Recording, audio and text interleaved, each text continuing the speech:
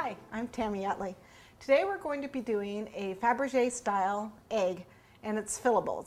The lid's gonna come off it. So some of the things we're going to use today. First of all, we're going to use chocolate clay. So I'm going to show you how to make chocolate clay. We'll need some corn syrup, and we'll need some of the chocolate discs, the summer coating. We're using white, so the summer coating, the Merkins, Appeals, Guitar. A lot of people make these. Doesn't really matter who you go by. These molds are still available. This is actually, I can't remember who made these, but she doesn't make them anymore. But this very same mold you can find at a couple other online places where they have small roses. That's what this is a rose. I know Global Sugar Art has it, and I know there's another one, First Impressions, I think, has got these also. Then we've got, this is a 4mm pearl mold. And this is a mold, we're going to be using this medallion here. And this is from Nicholas Lodge. And then we have this mold here, which we're going to be using a lot of. And this is a Macon's mold. It's a push mold. I love these molds. They're really nice to use. And so you can see they have a couple different ones. This is the floral one. So you can find this at your local craft store. I don't know if it has a number on its set, but anyways, still very easily find this at my craft store. We're going to be making some of our own molds also. We're going to be making some of this violet. So I'm going to be showing you how to make a mold with this amazing putty.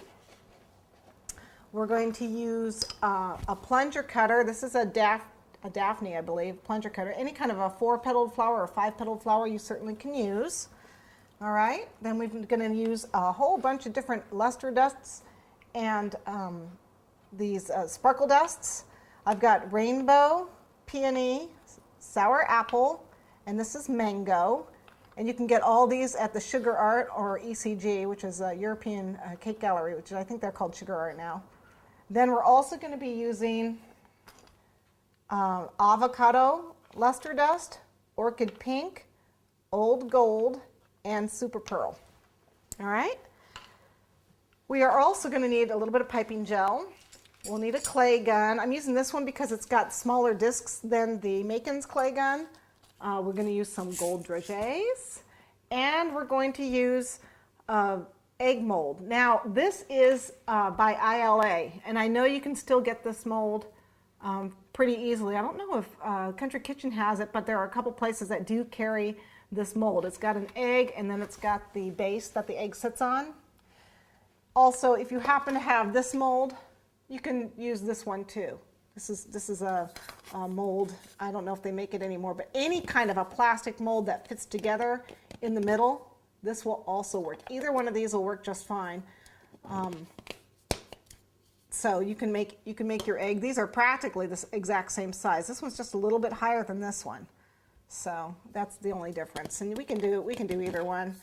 I may just use this one just because it's easier to handle. But we are definitely using this base. So if you get this, by all means use this. This is actually easy to use to get your egg pieces out of. So we'll see which one I actually use. And then I have some candy to fill my egg with. I have some of these pillow mints, I think is what they're called, using for weddings. Or I've got some jelly beans, and then I've got some tulle. I'm going to be using white tulle. It's just fabric. Assorted brushes. And I think I want to, and this is my chocolate brush, the brush I use with my chocolate, or I use a spoon. When I coat the chocolate up the sides to make a hollow egg, I'm going to show you how to do that, or how I do it anyway. Do it any way you want. But we're ready to get started. So let's start.